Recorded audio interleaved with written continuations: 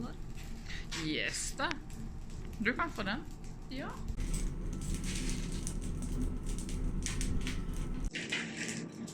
Og den her, den ligger her og bliver varmet, fordi når den bliver varmet op til den her blå farve, man for eksempel ikke skal have på sit værktøj, så bliver den blød, og hvis den får lov at køle langsomt af, så bliver den så blød, som den kan blive. Og så er den lidt lettere i år. Så det er det. Yes. Den her, den vil jeg gerne have varmet op, så den bliver sådan en helt mørk rød.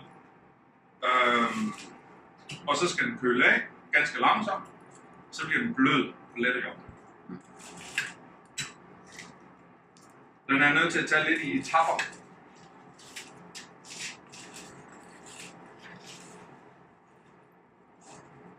Sådan. Ish. Så kan den ligge der. Man kan også høre det nu. Der er ikke noget klingeling på den.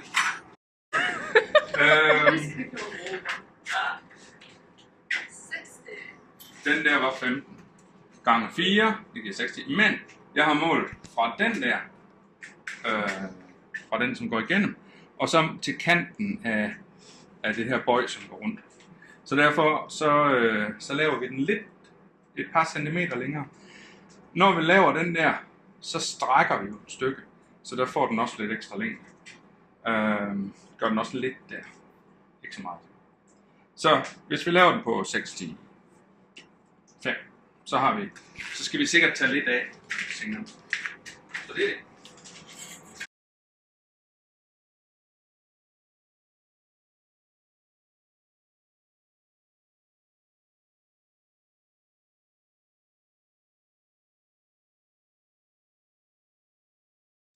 Den er jo lidt tricky, fordi den er spids. Det er jo let. Alle her har lavet en spids. No problem. Men så har den sådan nogle vinger, som går ud der. Og nu har jeg ikke lavet den her før, så derfor så kunne jeg godt finde på at så stukke materialet lidt. Og stukke, det har vi ikke prøvet før. Det vil sige, at jeg varmer den her op i enden. Så slår jeg her. Jeg varmer den op der. Og så slår jeg her. Bom, bom, bom. Sådan jeg dytter enden op, fordi så bliver den bredere og tykkere. Men bare nede i bunden. Og så har jeg lidt mere materiale til at få den ud til siderne. Jeg er lidt usikker på, hvor meget jeg skal bruge, og det er derfor, jeg gør det her. For jeg kan altid bare lade materialet stå, så bliver den bare lidt tykkere, og det er helt fint. Så det gør jeg. Så nu prøver jeg at lave en varme, som bare ligger ude i spidsen, så jeg ikke får sådan en lang en, som vi er til skal bruge, men bare en kort varme. Ja. Hvis man har en lang varme, hvis man har sådan en lang varme, sådan en lang stykke, så vil vi bare bøje med det samme. Så egentlig så er det fint at have en vældig varm, vældig kort varme.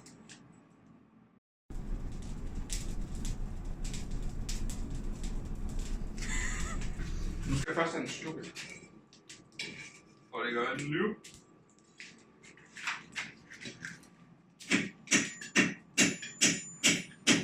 Når den begynder at bøje sig, så må rette den op igen. Ellers bliver det ineffektivt.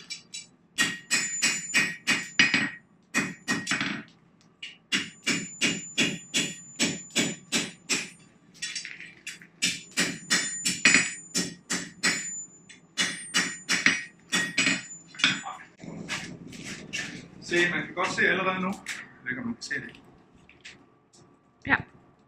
at den er blevet lidt tykkere på begge. Ganske lidt.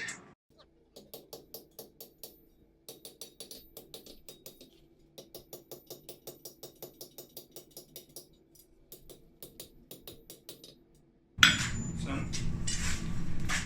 Jeg tror, det er fint, det der.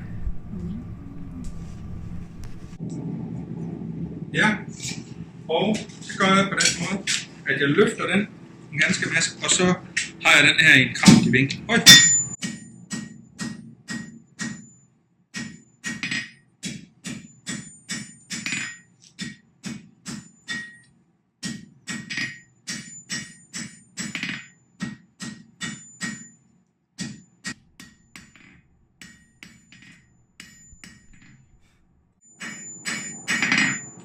Sådan.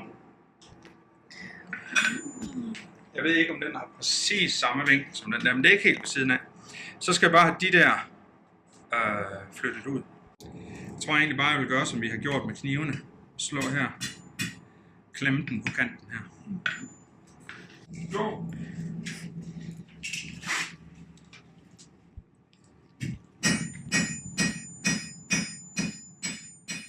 Og på den anden.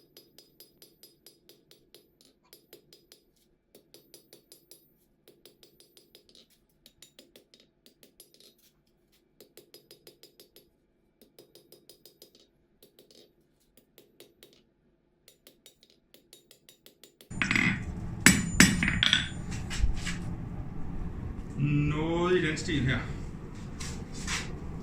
tror, den skal lidt længere ud. En gang til. Nu snor jeg hammer, og så tager jeg pinden af hammer. For at få den der rykket mere ud.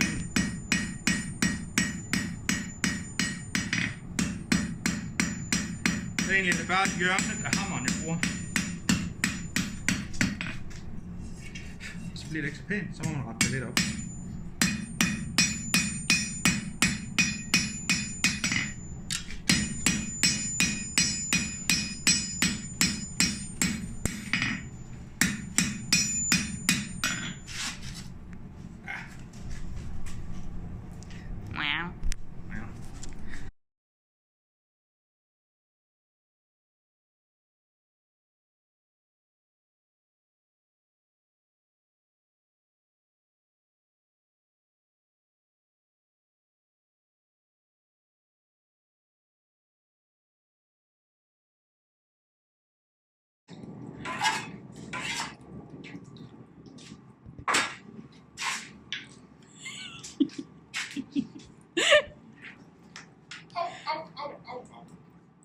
Sådan.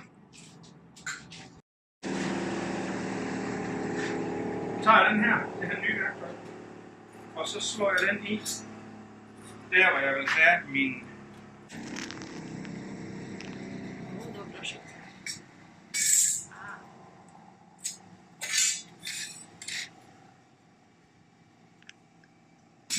Oj!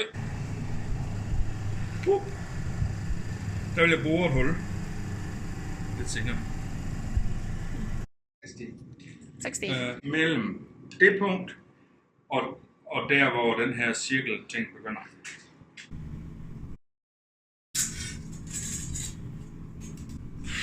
Det der.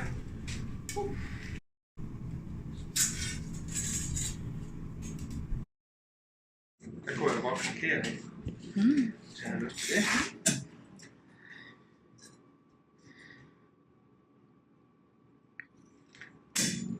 Sådan.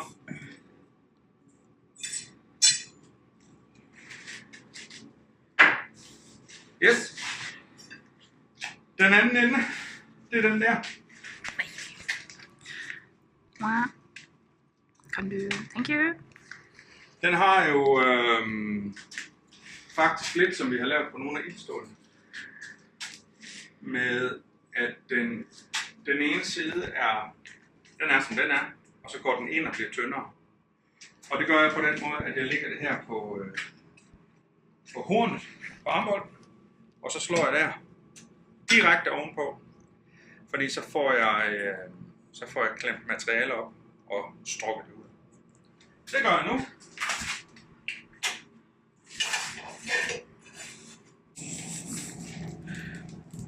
Jeg har mit mærke. Det. Og jeg lægger den her lidt ved siden af mærket.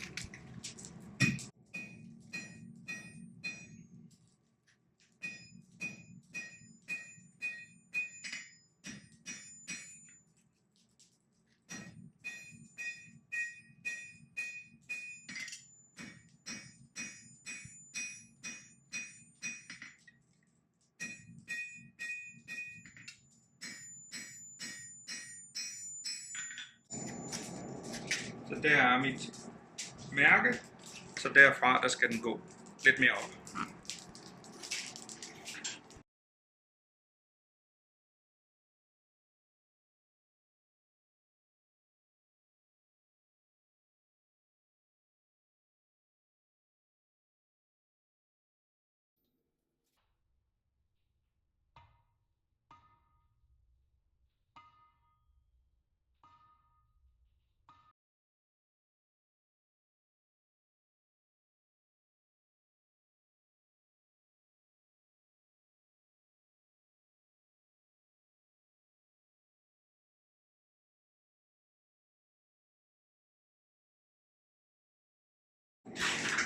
Og det er, at den her, den er jo ikke spids, sådan som jeg ser det.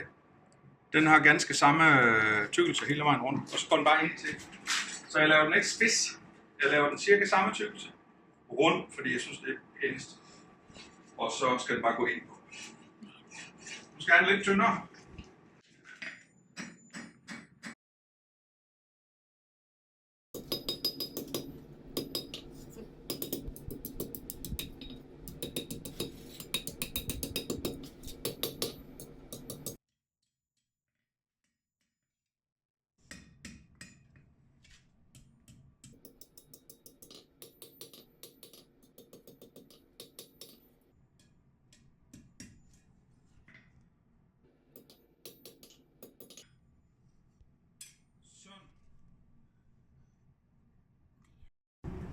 Der er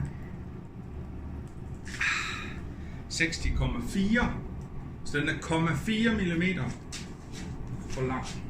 Det kan jeg godt leve med.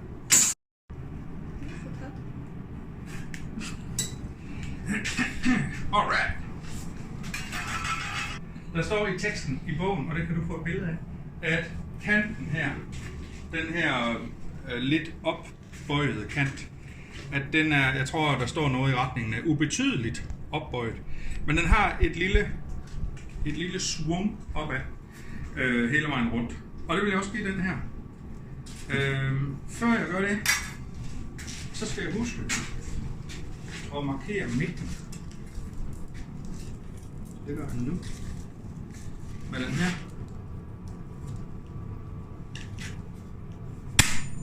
Sådan. Markeret. Og når jeg skal bukke den her kant op, så tager jeg en kuglehammer, og så tager jeg en træstup af en eller anden art. Nu har jeg sat den her op, for så er det lidt lettere at filme. Og den her, den er lidt blød. Den er blødere end den. Så det vil sige, når jeg slår på den her, så synker det lidt ned i på en måde. Det vil sige, at det bukker sig lettere. Det kan godt være, at jeg kommer til at gå lidt frem og tilbage mellem de to her. Men i hvert fald så vil jeg begynde med stuppen her.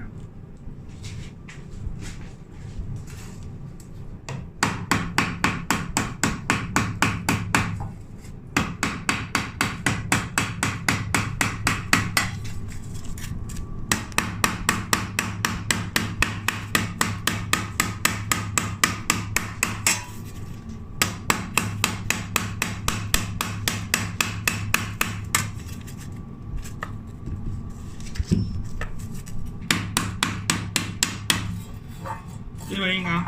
Jeg tager en gang mere. Jeg tror, jeg vil slå op i det hul, der er her.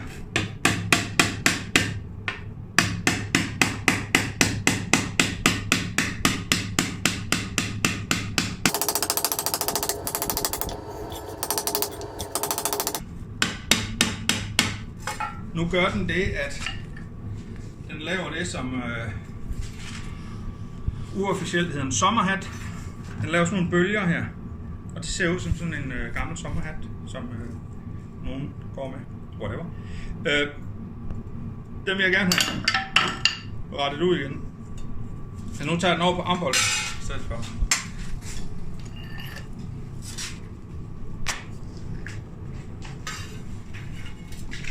Og så slår jeg bare de her kanter.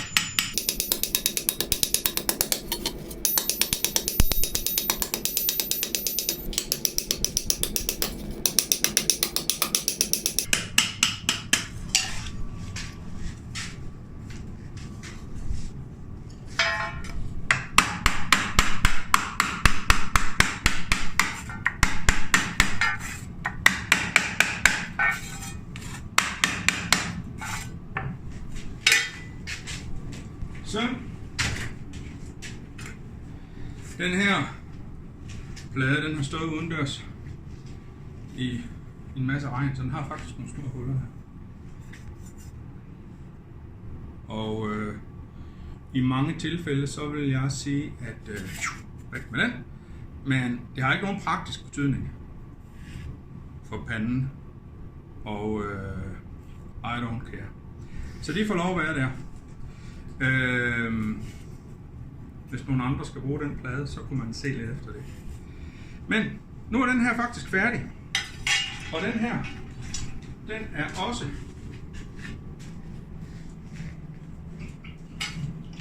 den er lidt god. Så nu skal den monteres på der. Yeah. I det her tilfælde, så vil jeg bore et hul med en boremaskine. I vikingetiden, der var det lidt dårligt med boremaskiner. Så der lukkede man et hul, og det vil sige, at man slog et stykke stål igennem. Kort fortalt.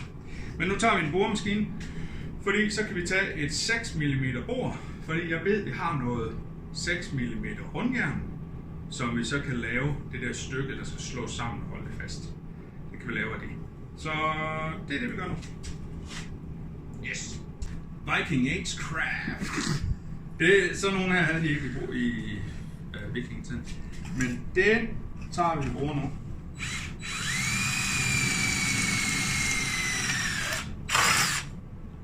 Boop.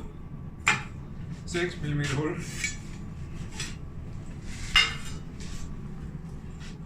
Og det står egentlig vældig dårligt for det her. Det går.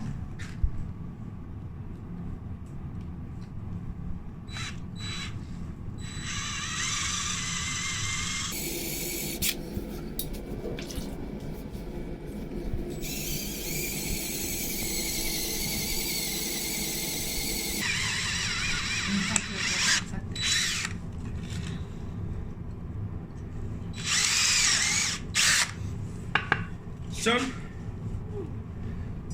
gjorde vikingerne det.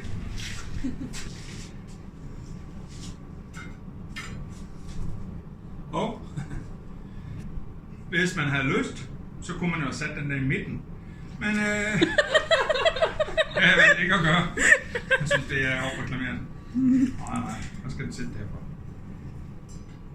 Så skal vi bare have en tingest igennem her, for at sætte den her fast. Sådan er det.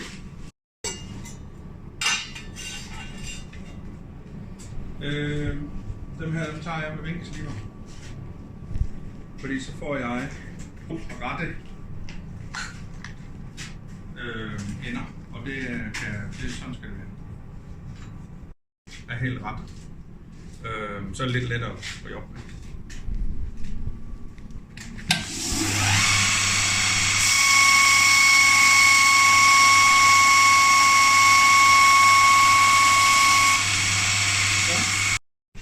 Jeg prøve, om jeg kan lave et lille trick. Jeg kunne godt tænke mig, hvis det kan lade sig gøre, så vil jeg prøve på at gytte den næsten, så den bare hænger i en helt tynd, sådan jeg har den her og kan varme den op, og så vippe den af. Det får vi se, om det lykkes. Ellers så tager vi den bare med en tang.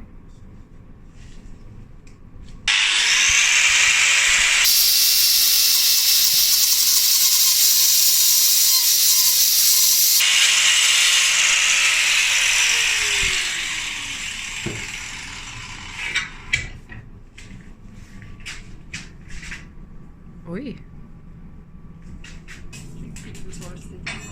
Nu bliver det totalt vanskeligt det her, fordi nu skal man alt muligt på samme tid. Jeg bruger den her, tror jeg. Og så skal jeg skal have det her. Jeg skal bruge 4 hænder, tror jeg. Og jeg skal bruge 2 til at holde dem her. Og så skal jeg bruge en til at sætte den der i. Og så skal jeg bruge en til at slå med. Og jeg har bare 2. Så det bliver spændende at se, hvordan det går. Og det er ikke et hint til, at jeg ting gjør det her, så er det... Det var ikke et hint til, at du skulle hjælpe, fordi at hvis ikke jeg kan gøre det selv, så er jeg jo på den.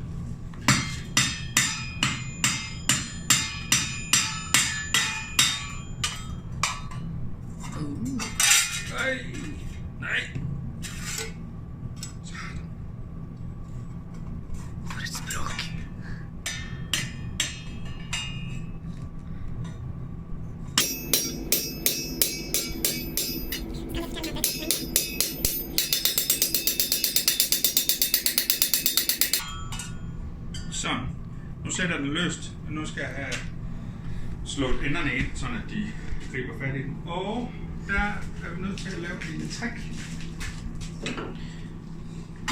For eksempel den her.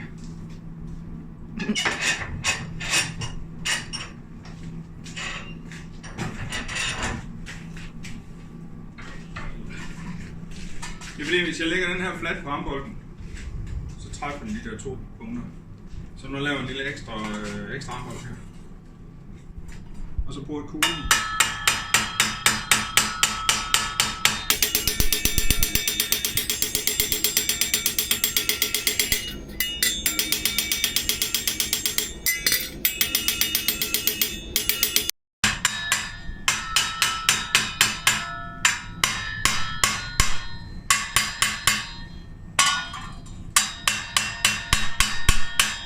Det havde været fint, hvis den er sæt i midten, men